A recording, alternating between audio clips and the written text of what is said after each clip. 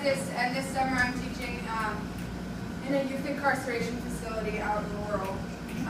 So this poem is kind of came out of all these teaching experiences, and I just keep slapping more stuff onto it because that's like how I emotionally cope with everything. Bear with me, it's kind of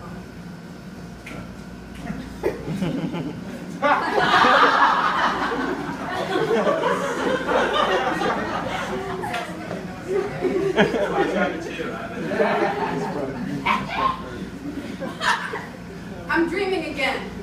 Working in a middle school on MLK Avenue, the irony is not lost. On a 7th grade classroom consisting of 30 brown children and only 20 brown desks.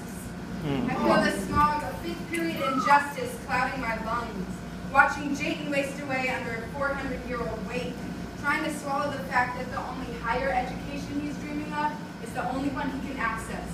After class, as they pass the joint around, let's get lifted, scrawled in every margin of his notebook. Wish I could lift him up out of here. Desiree parks words into her arms. Says no one cares about her anyway. The teachers all tell me not to bother. She is more beautiful than any love poem I could ever scribble on her wrists. They took John away in handcuffs. 13-year-old eyes so full of broken he couldn't look me in the face. He wrote the prettiest songs. 3 years later in a DC classroom, I watched Tay turn his calculators into guns, firing rounds at the board. Other students play dead. There is some kind of metaphor in this, and I'm too tired to articulate right now. To be a teacher, too often, is to care about somebody more than they have learned how to care about themselves. To be a teacher is to live through the light switch in a child's eyes. Yes. The system is killing my students.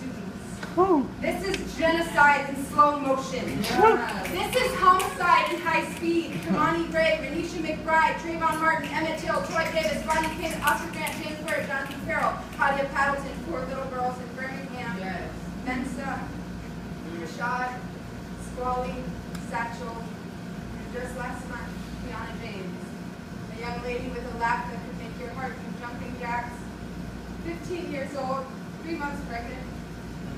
Now nothing but stray bullet accident. The empty space inside a chalk angle outline. This is people not caring about black bodies. America the beautiful. Who are you beautiful for? Lit candle memorials, glittering tear-blurred mosaics lined up along cracked chain-link sidewalks in Philly, DC, New York, Chicago, San Antonio. My students create these altars in the streets.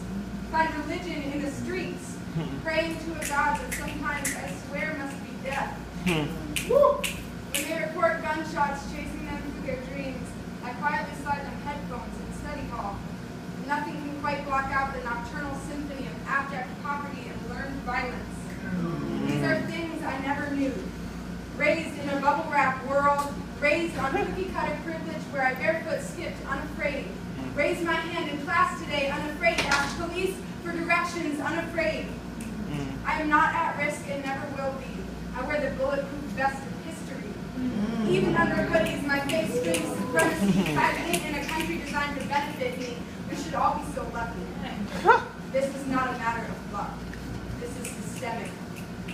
In July, my mother told me that Trayvon Martin probably deserved it. I wonder if she would feel the same about Tay. The daughter in me cries out, wondering if the mother in her still has a pulse. I stitch long-term missions onto the soles of my feet. Promises to not let privilege go to waste, dedicated to the vision of a world where race does not determine fate, but in the meantime, I ride late-night buses, snot-nosed hysterical, for the death of a boy a year, 1,000 miles, and a skin color away from me. In my dreams, I visit Florida graves. All the other tombstones that don't get news stories or names, oppressor engraved in my veins.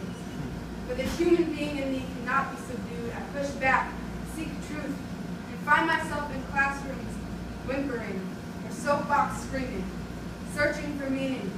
Because grieving babies lost before their season leaves me with less to believe in, more reason to keep fighting, more reason to stay woke.